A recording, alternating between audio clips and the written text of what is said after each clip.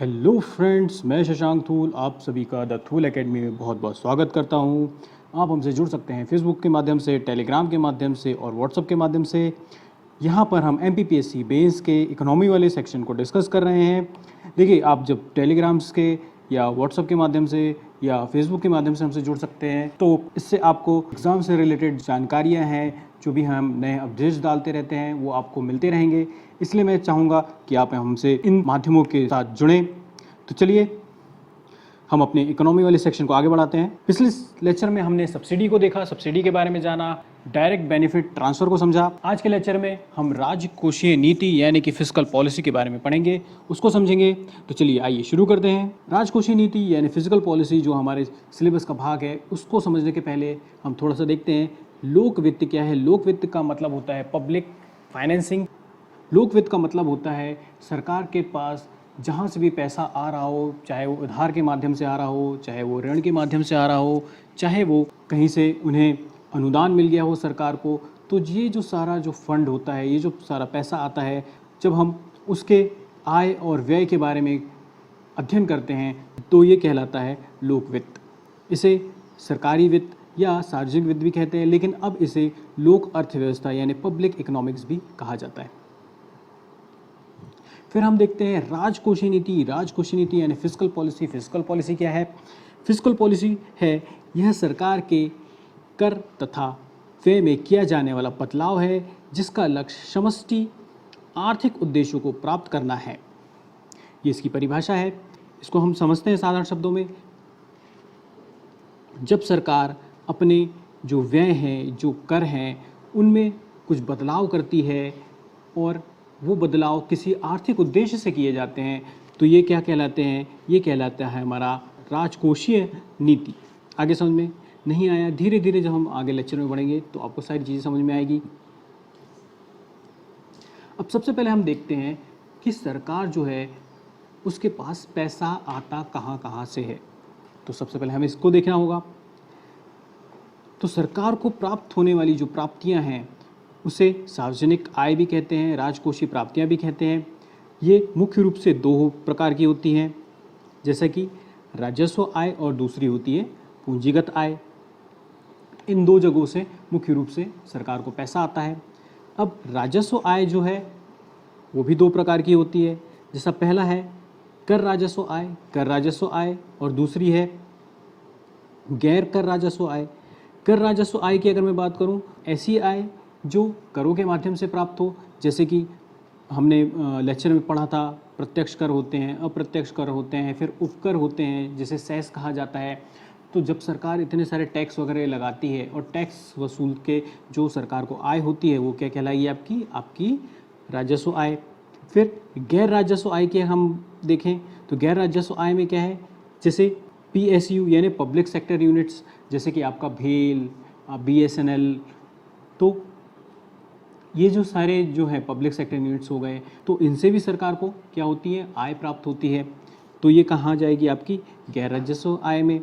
फिर सरकार जो होती है वो ऋण देती है, जैसे कि कुछ राज्यों को ऋण देती है, देश के बाहर भी जो अन्य देश हैं उनको भी ऋण देती है, तो उससे भी सरकार को क्या है? ब्याज के रूप में एक आय प्राप्त होती है, वो भी यहाँ जाएगी। फिर इस स्पेक्ट्रम की नीलामी यानी कि आपने देखा होगा जो 2G 4G जो स्पेक्ट्रम्स होते हैं, इनको क्या करती है? सरकार नीलाम करती है।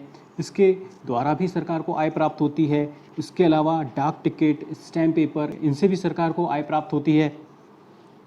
इसके बाद सरकारी कार्यक्रमों में कुछ फीस होती है, जैसे सरकारी संस्थान हो गए, वहाँ पे आप अध्ययन कर रहे हैं, कोई प्रशिक्षण कार्यक्रम ले रहे हैं, तो आपको कुछ नॉमिनल फ़ीस देनी होगी, तो वो फ़ीस प्राप्त होती है सरकार को। इसके अलावा सरकार को जुर्माने वगैरह से भी आय प्राप्त होती है। इसके बाद अनुदान, सरकार को अनुदान भी प्राप्त होता है, जैसे कि कभी विश्व बैंक से या कोई बड़े देश अमेरिका से, जापान से, तो इन यहाँ से भी, अन्य देशों से भी सरकार को क्या मिलता है? अनुदान मिलता है। तो उसको भी हम किस में रखेंगे? ये वाले सेक्शन में, यानी कि गैर राजस्व आय में रखेंगे। अब हम चलते हैं पूंजीगत आय की तरफ। पूंजीगत आय की हम बात करें तो पूंजीगत आय में भी दो प्रकार हैं, एक है ऋण और दूसरा है गैर ऋण। ऋण यानी कि सीधा सीधा, जैसे कि सरकार ने किसी कार्यक्रम को करने के लिए, कुछ योजनाओं को चलाने के लिए क्या किया? अंतर्राष्ट्रीय स्तर पर ऋण लिया जैसे वर्ल्ड बैंक, IMF, तो ये क्या आ जाएगा, यहाँ पर आ जाएगा। इसके अलावा सरकार क्या करती है, अपनी कुछ स्कीम्स वगैरह चलाने के लिए जो सरकार का केंद्रीय बैंक है, कि सरकार का केंद्रीय बैंक कौन है, सरकार का केंद्रीय बैंक है RBI, तो वो RBI से भी ऋण लेती है। तो इस प्रकार के जो भी ऋण प्राप्त होते हैं हम उसको ये वाले सेक्शन में रखेंगे। फिर है गैर ऋण आय। गैर ऋण में कौन से आ जाएंगे, इसमें जितने भी सरकार विनिवेश करती है। विनिवेश का मतलब होता है जो सरकारी उपक्रम पहले से रह चुके हैं, जैसे मान लीजिए BSNL है, BSNL में 100% किसकी भागीदारी है, यानी कि 100% उसका मालिक कौन है, सरकार है। अब सरकार को लगता है कि BSNL उतना अच्छा काम नहीं कर पा रही है और सरकार को पैसे की ज़रूरत है, तो सरकार ने क्या किया कि अपनी 50% भागीदारी बेच दी। तो सरकार ने क्या किया, सरकार ने किया विनिवेश, तो वहाँ से आय प्राप्त हुई। या उन्हें ऐसा लगता है कि भाई ये जो यूनिट है या ये जो चीज़ें हैं ये अब हमें पूरी तरह से निजी हाथों में दे देना चाहिए, जिसे हम प्राइवेटाइजेशन कहते हैं, तो वहाँ से भी सरकार को क्या प्राप्त होगा, पैसा प्राप्त होगा। ये क्या कहलाएगा, विनिवेश। जब सरकार अपना निवेश वापस ले लेती है तो ये क्या कहलाता है, विनिवेश। आगे समझ में, चलिए आगे बढ़ते हैं। अब ये हमने देख लिया कि इतने सारे माध्यमों से सरकार को आय प्राप्त होती है। ये सारा पैसा इकट्ठा होकर अब किस में चला जाएगा, हमारे राज्य कोष में चला जाएगा। फिर अब जब राज्य कोष में पैसा आ गया इतने सारे माध्यमों से, तो अब सरकार क्या करेगी, इसे व्यय करेगी जनता के लिए, लोगों के लिए, ठीक है। तो जब इसको सरकार अपना व्यय करेगी तो सरकार का व्यय देख लेते हैं किस प्रकार से होता है। सरकार का व्यय भी होता है दो प्रकार से, एक होता है केंद्रीय व्यय और दूसरा होता है सरकार जो होती है वो जितनी भी प्राप्तियां होती हैं उसमें से कुछ अनुदान किसको दे देती है, राज्य सरकारों में बांट देती है। अब जो केंद्रीय व्यय होता है, जो सरकार व्यय करती है, केंद्र सरकार जो व्यय करती है, उसके भी दो प्रकार होते हैं। एक होता है योजनागत और दूसरा होता है गैर योजनागत।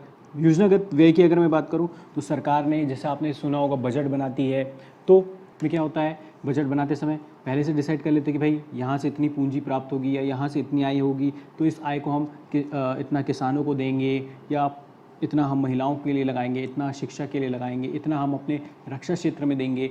तो ये सारी चीज़ क्या है, पूरी तरह से प्लान्ड है, पहले से हमने प्लानिंग बना ली है कि हम जो पैसा आएगा उसको इस प्रकार से यहाँ खर्चा करेंगे। तो ये क्या हो गया, योजनागत। लेकिन अचानक मान लीजिए कोई ऐसी स्थिति बन जाए, मान लीजिए जैसे अभी कोरोना संक्रमण चल रहा है, कोरोना संकट चल रहा है जो पूरे विश्व में चल रहा है, तो ऐसी अचानक कोई स्थिति बन जाएगी तो अब सरकार को क्या करना है होगा, सरकार को सबके लिए स्वास्थ्य सेवाएं उपलब्ध करानी होगी, नए नए स्कीम्स वगैरह लगानी होगी। तो ये जब चीज़ अचानक हुई, तो अचानक जब कोई चीज़ हुई तो उसके लिए जब सरकार खर्चा करेगी तो क्या हो जाएगा, गैर योजनागत। जैसे कि मान लीजिए कहीं बाढ़ आ गई, तो बाढ़ आ गई, वहाँ पे कुछ ऐसी स्थिति बन गई तो सरकार ने अनुदान दिया कि भाई या बाढ़ पीड़ितों को राहत राशि प्रदान की। तो सरकार को तो कोई ऐसी योजना थी नहीं, या सरकार को पहले से तो पता था नहीं कि यहाँ बाढ़ आएगी तो हम यहाँ पे इतना खर्चा करेंगे। तो ऐसी जब अचानक स्थिति बन जाती है और उनके लिए जब सरकार खर्चा करती है तो ये किसके अंतर्गत आ जाता है, ये आ जाता है गैर योजनागत व्यय के अंतर्गत। अब जो राज्य सरकार को अनुदान प्राप्त हो गया तो उसमें क्या होगा, अब राज्य सरकार क्या करेगी, जो अपनी निचली सरकारें हैं, यानी कि राज्य सरकार के नीचे कौन सी सरकारें काम करती हैं, वो करती हैं पंचायतें हो गई, नगर निगम हो गए, तो अब जो पैसा होगा राज्य सरकार के पास वो आगे उनको ट्रांसफ़र करेगी। फिर राज्य सरकार का अपना खुद का बजट होगा तो उसमें ये सारी चीज़ें होंगी, वो फिर अपन राज्य सरकार के जब बजट की बात करेंगे तो उसमें देखेंगे। तो इस प्रकार से जो सरकार है वो उसकी आय हमने देख ली और उसका हमने क्या देख लिया, व्यय देख लिया। तो अब हमको पता चल गया कि सरकार जो है उसके पास कहाँ कहाँ से पैसा आ रहा है। अब हमें ये भी देख लिया कि सरकार के पास जब पैसा आ रहा है तो वो कहाँ कहाँ उसको व्यय कर रही है, ठीक। इसी चीज़ को हम कहते हैं बजटिंग, यानी बजट। तो सरकार क्या करती है, बजट जनरली जो होता है सामान्य रूप से आने वाले वर्ष का बनाया जाता है। बजट में क्या होता है, बजट कौन बनाता है, हमारा वित्त मंत्रालय, फाइनेंसिंग मिनिस्टर। तो वो क्या करते हैं, वो पूरा लेखा जोखा बताते हैं संसद में कि भाई हमको यहाँ से कर के रूप में आय प्राप्त होगी, ये हम इस सेक्टर में विनिवेश करेंगे तो हमें यहाँ से आय प्राप्त होगी, और हम यहाँ से हमें अनुदान प्राप्त होगा, या यहाँ से हमको जो हमारा ये जो पब्लिक सेक्टर यूनिट है इसने बहुत अच्छा काम किया है तो यहाँ से हमें एक इनकम प्राप्त होगी, हमने इस देश को इतना इतना ऋण दिया था तो इस साल हमें उससे इतना इतना ब्याज प्राप्त होगा। तो ये सारे क्या करते हैं, वो प्राप्तियाँ बताते हैं। फिर वो व्यय भी बताते हैं बजट में कि हम इस स्कीम में इतना बजट खर्चा करेंगे, मनरेगा को इतना देंगे, राज्य सरकारों को इतना अनुदान देंगे, ये सारी चीज़ें चलती हैं। अगर राज्य सरकारों के अनुदान की बात करूं तो हमने कई बार करंट अफेयर्स में भी डिस्कस किया था कि राज्य सरकारों को अनुदान किसके माध्यम से दिया जाता है। राज्य सरकार को अनुदान देने के लिए बनाया जाता है फाइनेंशियल कमीशन, जिसे वित्त आयोग कहते हैं। ठीक, हमने उसको पढ़ा था, उन्हें समझा था। तो वित्त आयोग क्या करता है, सिफारिशें करता है कि कितना सरकार को रखना चाहिए और कितना राज्य सरकारों को देना चाहिए और किस स्कीम में कहाँ कहाँ कैसे कैसा खर्चा करना चाहिए, सारी रिकमेंड्स और सारी सिफारिशें देता है कौन, वित्त आयोग। तो उसके हिसाब से फिर केंद्र सरकार उसकी सिफारिशों पर काम करता है। तो अब हमको ये समझ में आ गया कि कहाँ से पैसा आ रहा है और कहाँ पैसा खर्चा हो रहा है। अब हम देखते हैं कुछ टर्म्स हैं, कुछ परिभाषाएं हैं जो आपको एग्जाम में अक्सर पूछी जाती है। जैसा पहला है राजस्व घाटा। अब हम देखते हैं राजस्व घाटा, जिसे कहते हैं रेवेन्यू डेफिसिट। राजस्व घाटा की अगर बात करें तो सरकारी बजट के राजस्व खाते की कुल व्यय यदि कुल आय से अधिक है तो घाटे की मात्रा राजस्व घाटा कहलाती है। बहुत साधारण है, बहुत सिंपल है। जैसे कि हमने अभी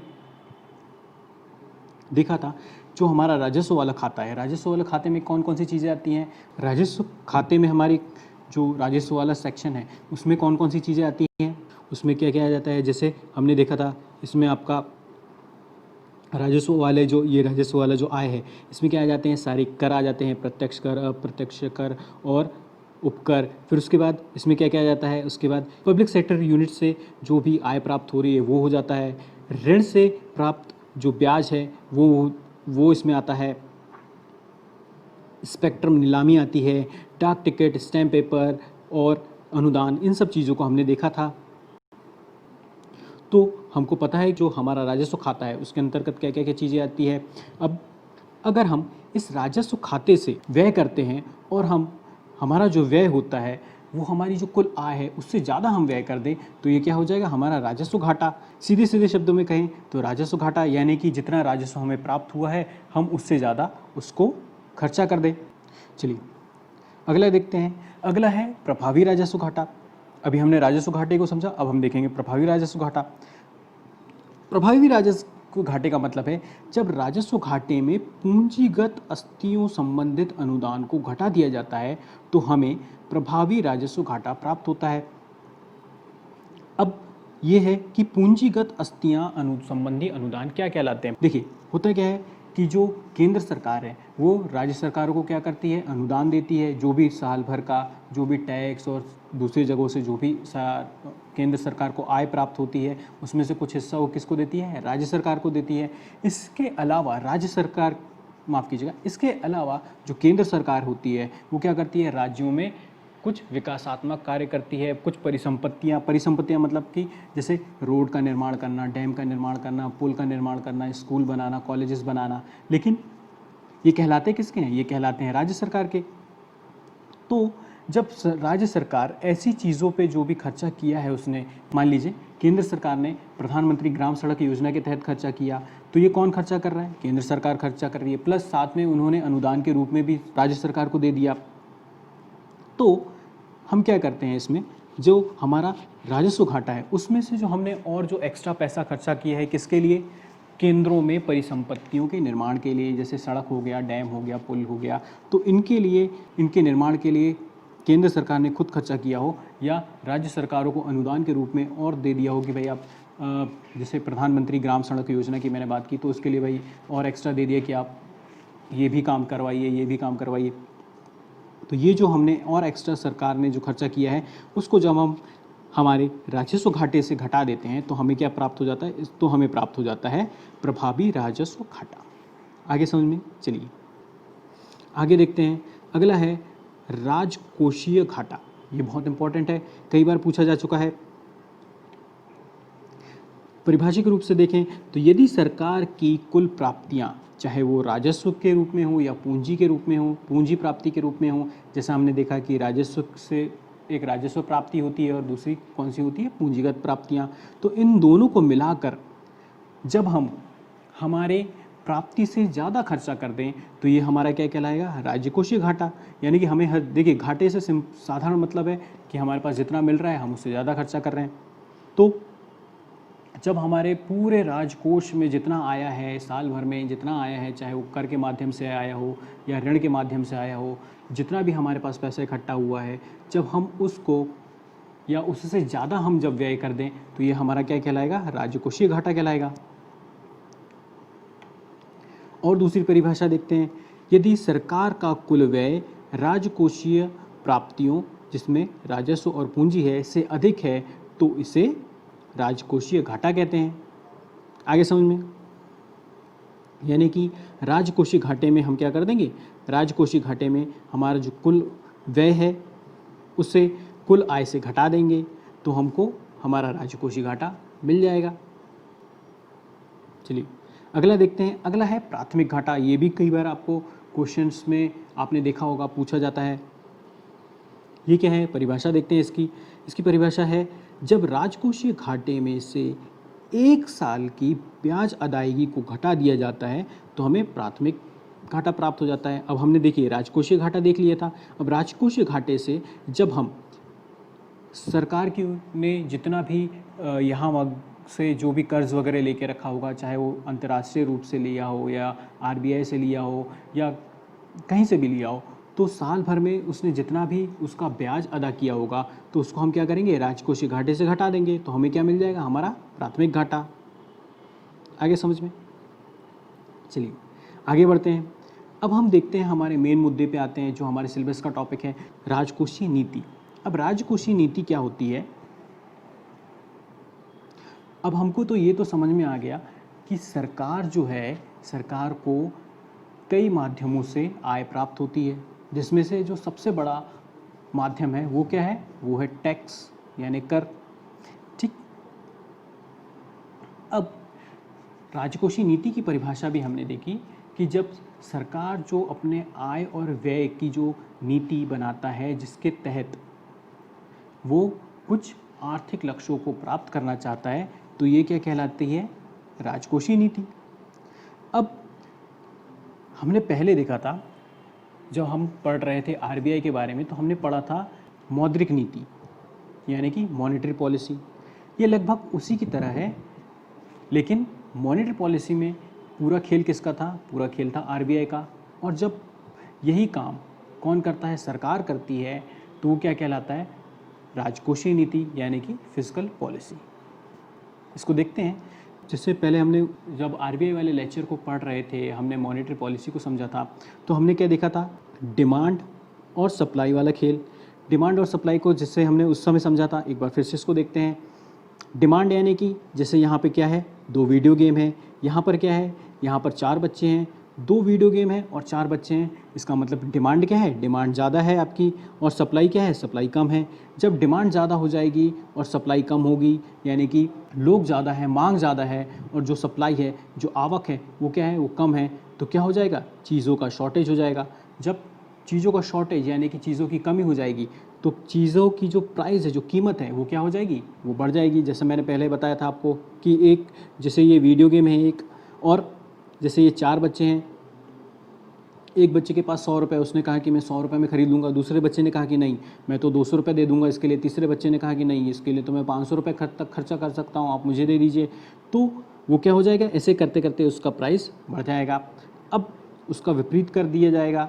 अगर मान लीजिए सप्लाई जो है वो ज़्यादा है और डिमांड कम है, यानी कि बहुत सारे वीडियो गेम हमारे पास, लेकिन ख़रीदने वाला बच्चा एक ही है, तो बहुत सारी जो वीडियो गेम बनाने वाली कंपनी है वो क्या करेंगी, वो तरह तरह के ऑफ़र देंगी। ठीक है, इस कंडीशन को क्या कहते हैं, इस कंडीशन को कहते हैं सरप्लस। जब सप्लाई ज़्यादा हो और डिमांड कम हो तो इसे क्या कहते हैं, इसे कहते हैं सरप्लस। तो इस स्थिति में जो वीडियो गेम बनाने वाली कंपनियां हैं वो क्या करेंगी, वो जो बच्चा है उसको क्या करेगी, उसको तरह तरह के ऑफ़र देगी कि भाई आप हमसे वीडियो गेम ले लीजिए, हम आपको 100 नहीं, हम आपको 90 रुपये में देंगे। दूसरी कंपनी कहेगी कि हम आपको 90 में नहीं, हम आपको तो 80 में दे देंगे। तीसरी कंपनी क्या कहेगी, हम आपको तो 50 रुपये में दे देंगे। चौथी कंपनी बोलेगी भाई हम 50 रुपये में आपको 2 वीडियो गेम दे देंगे। तो इस तरह से क्या होगा, इस तरह से क्या हो रहा है, जो प्राइस है वीडियो गेम का वो क्या हो रहा है, नीचे जा रहा है। तो तो यही क्या कहलाता है, डिमांड और सप्लाई वाला खेल। इसको हमने मॉनेटरी पॉलिसी में भी बहुत अच्छे से समझा था। तो अब राजकोषीय नीति के द्वारा ये डिमांड और सप्लाई को कैसे मेंटेन किया जाता है, कैसे इसे नियंत्रित किया जाता है, इसको हम थोड़ा देखते हैं। देखिए, जब प्राइस या कीमतें, वस्तुओं की कीमत बढ़ती है तो हम इसको क्या कहते हैं, मुद्रास्फीति, यानी कि महंगाई बढ़ रही है। और जब कीमतें नीचे गिरती है तो इसको कहते हैं मुद्रा अपस्फीति, यानी कि जो कीमतें हैं नीचे गिर रही है, महंगाई कम हो रही है। तो हमने ये भी देखा था कि किसी भी चीज़ की कीमत ज़रूरत से ज़्यादा भी नहीं बढ़नी चाहिए और ज़रूरत से ज़्यादा कम भी नहीं होनी चाहिए। ज़रूरत से ज़्यादा बढ़ जाएगी तो लोग ले ही नहीं पाएंगे, और ज़रूरत से कम हो जाएगी, ज़रूरत से अगर कम हो जाएगी तो उसकी उत्पादकता नहीं रहेगी। उत्पादकता का मतलब है यहाँ पे कि लोग उसको ज़्यादा उत्पादित नहीं करेंगे। ज़्यादा से ज़्यादा अब वीडियो गेम अगर बहुत ही सस्ता हो जाएगा तो हो सकता है कि ज़्यादा कंपनियाँ उसको बनाना बंद कर दें, क्योंकि उसका मार्जिन जो रहेगा बनाने का वो क्या हो जाएगा, कम हो जाएगा।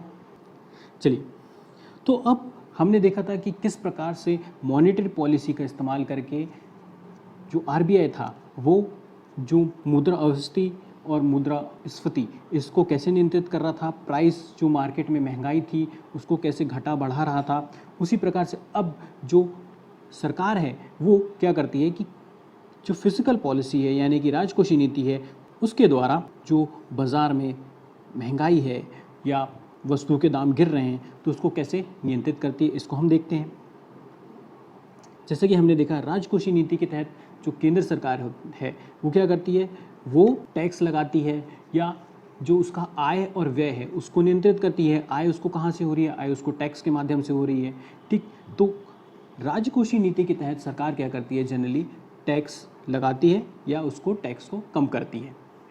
अब मान लीजिए राजकोषीय नीति के तहत सरकार ने टैक्स को क्या किया, टैक्स को बढ़ा दिया।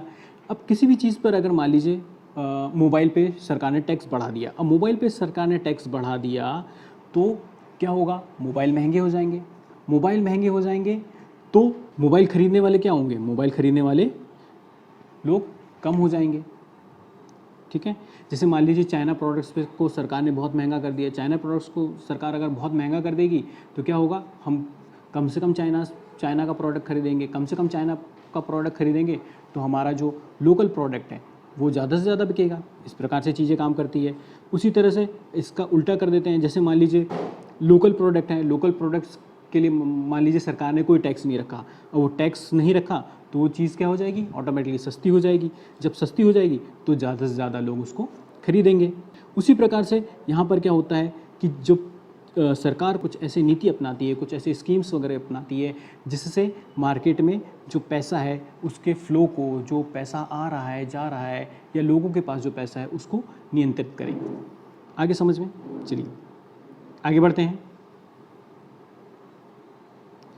अब देखिए, अब हमने फिजिकल पॉलिसी और मॉनेटरी पॉलिसी दोनों को समझा है। इन दोनों को थोड़ा सा साथ में रख के समझते हैं, इन दोनों को कंपेयर करके देखते हैं कि क्या होता है, तो इससे जो चीज़ें हैं वो आपको और बेहतर समझ में आएगी। हमने देखा मौद्रिक नीति और राजकोषीय नीति को। मौद्रिक नीति की अगर मैं बात करूं तो मौद्रिक नीति कौन नियंत्रित करता है, आरबीआई में नियंत्रित करते हैं, हमारे शक्तिकांत दास जी नियंत्रित करेंगे। उसके बाद अगर मैं राजकोषीय नीति की बात करूं तो राजकोषीय नीति कौन निर्धारित कर रहा है, हमारा वित्त मंत्रालय, यानी कि हमारी वित्त मंत्री जी। अब देखिए, अब इनके पास किस प्रकार के उपकरण हैं। अगर इसकी बात करूं तो मौद्रिक नीति के तहत जो आरबीआई हैं, जो शक्तिकांत दास जी हैं, वो क्या करते हैं, रेट ऑफ इंटरेस्ट यानी जो ब्याज है उसको क्या करते हैं, घटाते और बढ़ाते हैं। उससे पैसा मार्केट में क्या होता है, घटता है या बढ़ता है।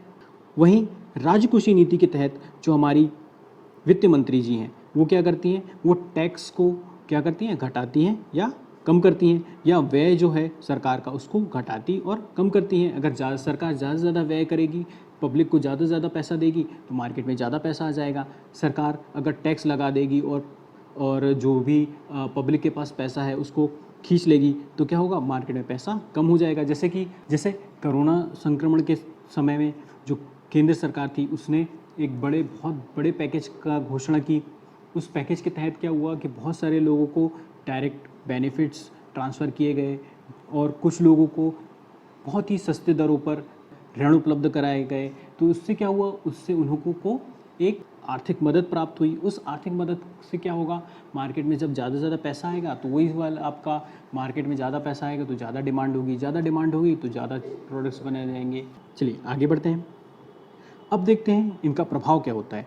अगर ब्याज दरें बढ़ाई जाती है, अगर आरबीआई मौद्रिक नीति के तहत यहाँ पर ब्याज दर बढ़ाता है तो क्या होता है, हमने समझा था कि जब ब्याज दरें बढ़ाई जाती है तो लोग कम से कम लोन लेते हैं, लोग कम से कम लोन लेते हैं और ब्याज दर बढ़ने से क्या होता है, जो आपका सेविंग अकाउंट होता है वहाँ पर आपको ज़्यादा से ज़्यादा ब्याज मिलने लगता है। जब सेविंग अकाउंट में ज़्यादा पैसा मिलने लगता है तो लोग अपने पैसे कहाँ रखने लगते हैं, सेविंग अकाउंट में रखने लगते हैं। इससे अच्छा कि वो कोई दूसरी चीज़ खरीदें। तो पैसा क्या होता है, पैसा मार्केट से कम होने लगता है। तो जब पैसा मार्केट में कम होने लगता है, डिमांड घटने लगती है, तो चीज़ों की जो कीमत है, वस्तुओं की जो कीमत है वो भी धीरे धीरे कम होने लगती है।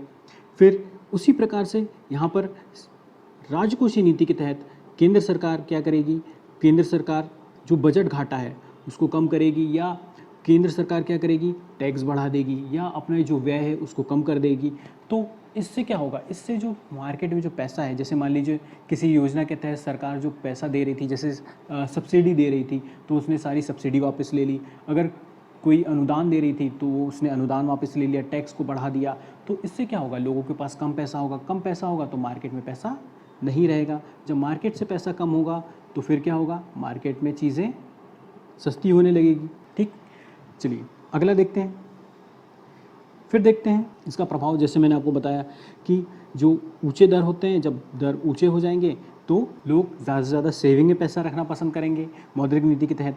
और उसी तरह से जब लोगों के ऊपर जब ज़्यादा टैक्स लगाया जाएगा, ज़्यादा टैक्स बढ़ाया जाएगा तो लोग क्या करेंगे कि कम से कम खर्चा करेंगे। हालांकि जब राजकोषीय नीति के तहत टैक्स को बढ़ाया जाता है तो ये डिपेंड करता है या ये निर्भर करता है कि कौन सा टैक्स बढ़ाया जा रहा है। मान लीजिए जैसे मोबाइल के ऊपर टैक्स बढ़ाया गया तो लोग मोबाइल कम खरीदेंगे, मोबाइल की डिमांड कम हो जाएगी।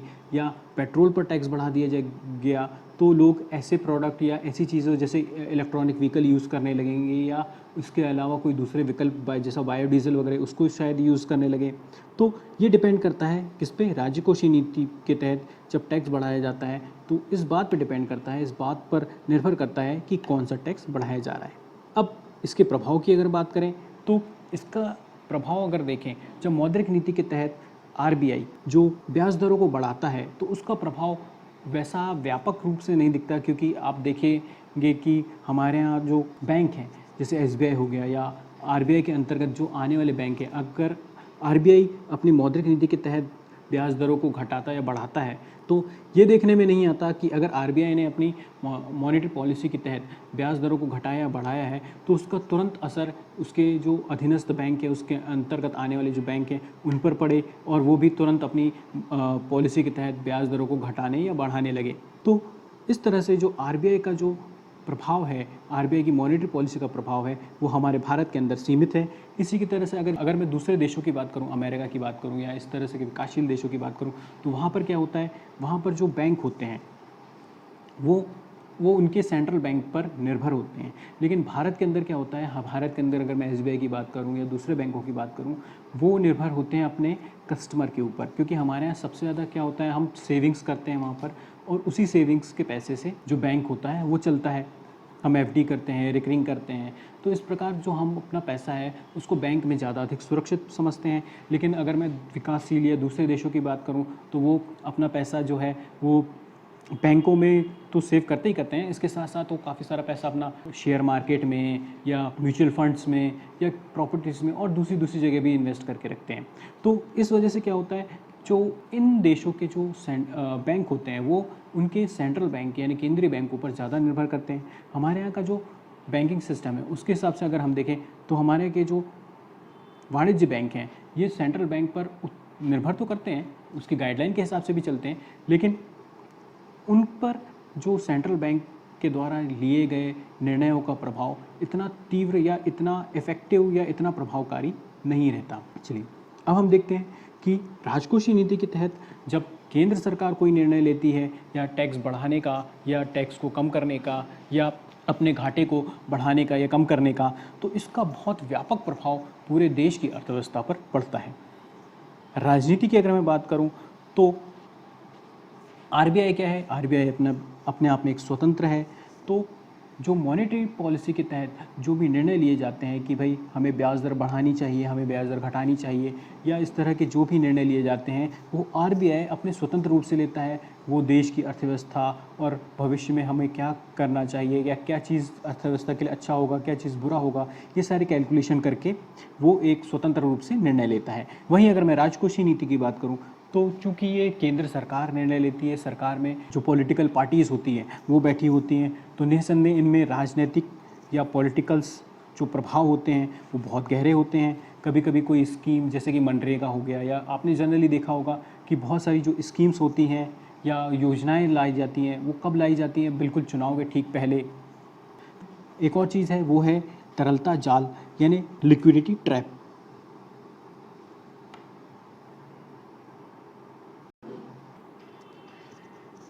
अब हम देखते हैं तरलता जाल यानी लिक्विडिटी ट्रैप। लिक्विडिटी ट्रैप का मतलब क्या होता है? देखिए, जब मार्केट में या अर्थव्यवस्था में कोई ऐसी सिचुएशंस आ जाए या ऐसी स्थिति बन जाए कि जिससे जो हमारा रेट ऑफ इंटरेस्ट है, जो ब्याज दर है, ब्याज दर बहुत ही ज़्यादा कम हो जाए। जब ब्याज दरें बहुत ज़्यादा कम हो जाएगी तो जो लोग हैं वो अगर बैंक में भी अपना सेविंग अकाउंट में भी पैसा रखेंगे तो उनको मालूम है कि ब्याज तो हमें मिलना नहीं है या ब्याज बहुत कम मिलना है, तो वो क्या करेंगे?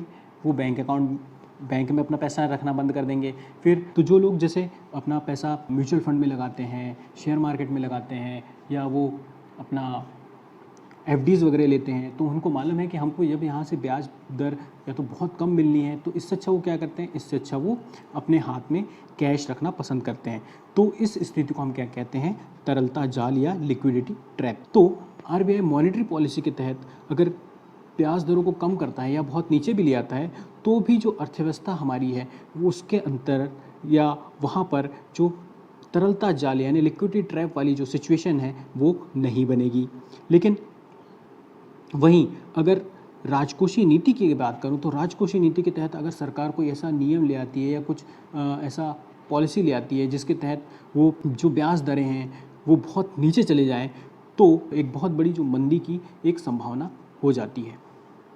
तो चलिए, ये था आज का लेक्चर। आज के लेक्चर में हमने फिजिकल पॉलिसी यानी राजकोषीय नीति को समझा। हमने देखा कि सरकार को कहाँ कहाँ से आय प्राप्त होती है, कैसे कैसे वो व्यय करते हैं। हमने राजकोषीय नीति और मौद्रिक नीति दोनों को कंपेयर करके भी देखा। इस लेक्चर से संबंधित जो PDF हैं वो आपको मिल जाएंगे। आगामी परीक्षाओं के लिए आपको बहुत बहुत शुभकामनाएं। अपना ख्याल रखिए, अपनों का ख्याल रखिए। मिलते हैं हम अपन अगले लेक्चर में। तब तक के लिए जय हिंद, जय भारत।